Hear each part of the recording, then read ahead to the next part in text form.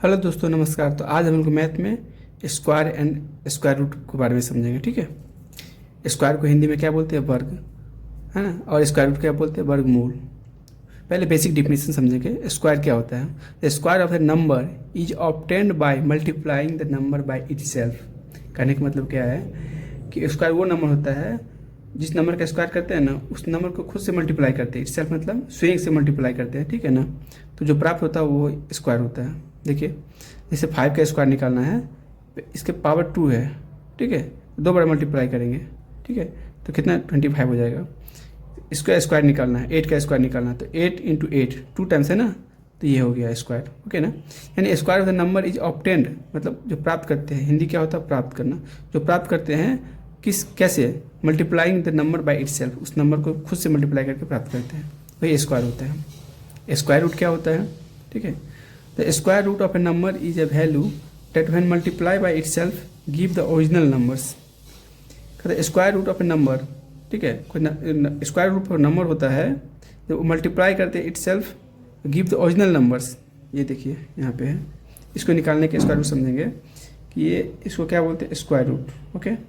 Square root 25 कितना होता है? 5 होता है। ये कैसे आया? ये 25 है ना, इसका मतलब इसको प्राइम फैक्टराइज क्या लिखेंगे? 5 इंटू 5, हमेशा याद रखिए। ठीक है।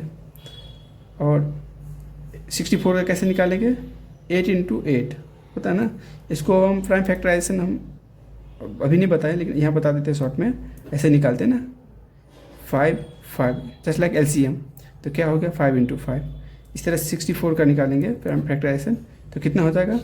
पहले 4 से कर सकते हैं या फिर सीधा 8 कर देते, तो 8 इंटू 8 कर सकते हैं। ओके ना। तो 2 के बदला 1 आता है बाहर, याद रखिएगा यहाँ पे। ठीक है। ये स्क्वायर रूट इसको बोला जाता है। क्या बोला जाता है? Square root. यहाँ पे कुछ नहीं यानी 2 है। ठीक है ना। कभी कभी ऐसे रहता है कि यहाँ पे 3 रहता है। ठीक है। तो सपोज़ कि 3 इंटू 3 रहेगा, तो इन 3 के बदला 1 बाहर आता है, याद रखिएगा।